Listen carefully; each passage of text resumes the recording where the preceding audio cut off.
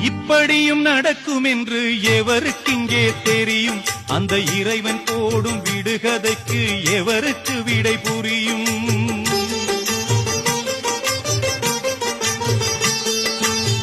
இப்படியும் நடக்கும் என்று எவருக்கிங்கே தெரியும்? அந்த இறைவன் போடும் விடுகதைக்கு எவருக்கு விடை புரியும்? இது யார் செய்த பாவம்? பதில் யார் சொல்லக்கூடும்?